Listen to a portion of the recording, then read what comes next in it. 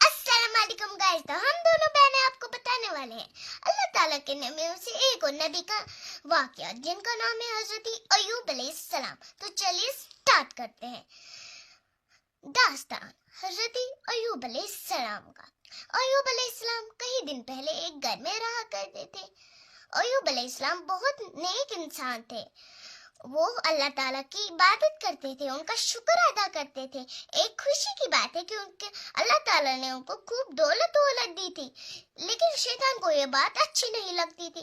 एक दिन फरिश्ते हजरत अय्यूब अलैहिस्सलाम के बारे में बात कर रहे थे। एक फरिश्ते ने कहा, अय्यूब अलैहिस्सलाम बहुत अच्छे इंसान है। दूसरे ने कहा, हाँ, वो अपने साथ किसी गरीब को अपने साथ बैठा के खाना खिलाते हैं। तभी ये सारी बातें शैतान ने सुन ली। वो बहुत गुस्सा आया। पहले शैतान ने सोचा कि मैं अय्यूब अलैहिस्सलाम को बोलूंगा कि आप अल्लाह ताला की इबादत मत करो, लेकिन वो अय्यूब अलैहिस्सलाम पहले से ही अक्लमंद थे, बचपन से ही अक्लमंद थे, आराम से शैतानी ख्याल उनका कुछ नहीं कर पाए। इससे शैतान बहुत ज्यादा गुस्सा हो गया। फिर उनने अल्लाह ताला के पास जाने का फैसला किया। जब वो अल्लाह ताला के पास गए, उसने बोला, मालिक मालिक, आपने अय्यूब अलैहिस्सलाम को इतनी दौलत दी है, इसलिए वो आपका शुक्र अदा करता है। मुझे इजाजत दीजिए, मैं उसकी दौलत को छीन लूंगा, फिर देखना वो आपकी इबादत नहीं करेगा। उसने बोला, अल्लाह ताला उनको शैतान को सबक सिखाना चाहता था, इसलिए उसने बोला, मैंने तुम्हें इजाजत दी है, जाओ और उसका सब कुछ दौलत छीन लो। इससे शैतान बहुत ज्यादा खुश हो गया और उसकी सारी दौलत फसल को जला दिया। अय्यूब अलैहिस्सलाम के पास फिर शैतान एक बुजुर्ग के रूप में आया। उसने बोला, शैतान ने उनकी फसल जला दी।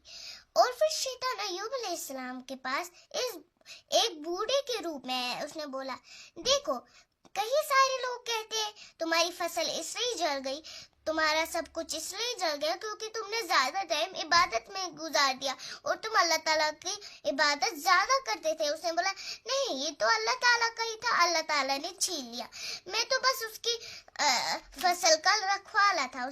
फिर शैतान फिर से अल्लाह ताला के पास गया और बोला, देखो, अगर सबसे ज्यादा पसंदीदा उनके बच्चे होते हैं, मैं उनके बच्चे छीन लूंगा। बिल्कुल। और उनके बच्चे एक रात को सब सारे बच्चे सो रहे थे, उनका घर हवा बहुत ज्यादा हवा की वजह से गिर गया और बच्चे गुजर गए बेचारे। और फिर अय्यूब अलैहिस्सलाम के पास वो फिर से एक बूढ़े के रूप में गया। उसने बोला, देखो, तुम्हारे बच्चे भी आज गुजर गए हैं क्योंकि तुम अल्लाह ताला की इबादत करते थे, उनके पास कभी नहीं बैठते थे। उसने बोला, नहीं, ये तो अल्लाह ताला के पास चले गए, अल्लाह ताला उसी की अमानत थे, उसी की अमानत थी, उसी के पास चली गई। फिर उसने बोला, उसने फिर से अल्लाह ताला का शुक्र किया। उसने फिर से अल्लाह ताला का शुक्र किया। शैतान तीसरी बार अल्लाह ताला के पास गया, कहा, मालिक, जब तक अय्यूब सेहतमंद है तब तक वो आपकी इबादत करता रहेगा।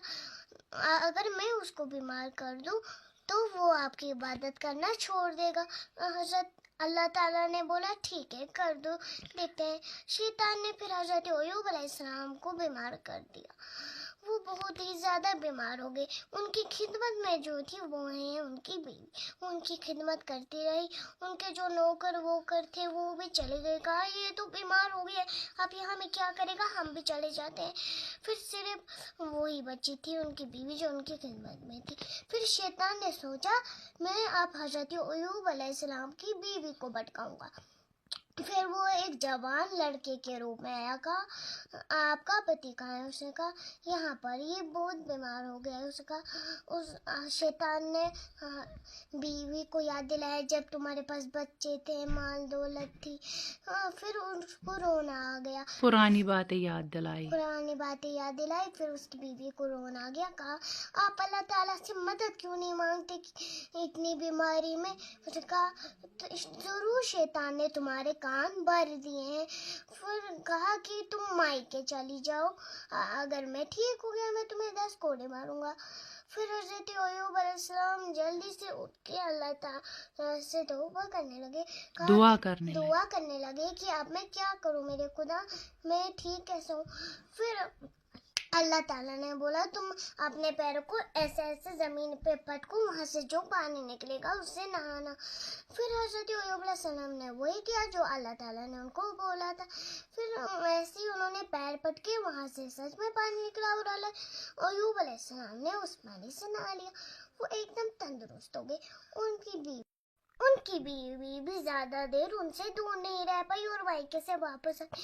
جب ان نے حضرت ایوب علیہ السلام کو ٹھیک لکھا، وہ گلے میں ٹھیک دیکھا تو ایوب علیہ السلام کی بیوی گلے مل گئی اپنے پتی ایوب سے. پھر ان دونوں نے ایک ساتھ شکر ادا کیا. حضرت ایوب علیہ السلام کو یاد آیا میں نے کہا تھا جب میں ٹھیک ہو جاؤں گا میں تمہیں 10 کوڑے ماروں گا. پھر اللہ تعالیٰ نے کہا کہ تم کچھ ایسے اس سے گھاس سے ایسے ایسے بناؤ اور اس سے چھوٹے چھوٹے بناؤ، پھر ایسے ایسے اپنی بیوی کو آرام سے مارو جس سے اس کو لگے گی ہی نہیں اور حضرت ایوب علیہ السلام کی قسم بھی نہیں ٹوٹی. بالکل. اس سے اور اللہ تعالیٰ نے پھر ان کی دولت وولت، ان کا گھر بھر اور ان کے بچے بھی واپس دے دیے. اس سے ہمیں سیکھ ملتی ہے صبر کرنا بہت اچھی بات ہوتی ہے، صبر کا پھل میٹھا ہوتا ہے اور صبر کا پھل جنت کا ہوتا ہے. اور ہمیں اللہ تعالیٰ سے کیا مانگنا چاہیے کہ ہمیں حضرت ایوب علیہ السلام کا جیسا صبر عطا فرما. آمین. امید ہے آپ کو یہ واقعہ بہت اچھا لگا ہوگا. ہم کمنٹ کا انتظار کریں گے. تب تک کے لیے اللہ حافظ.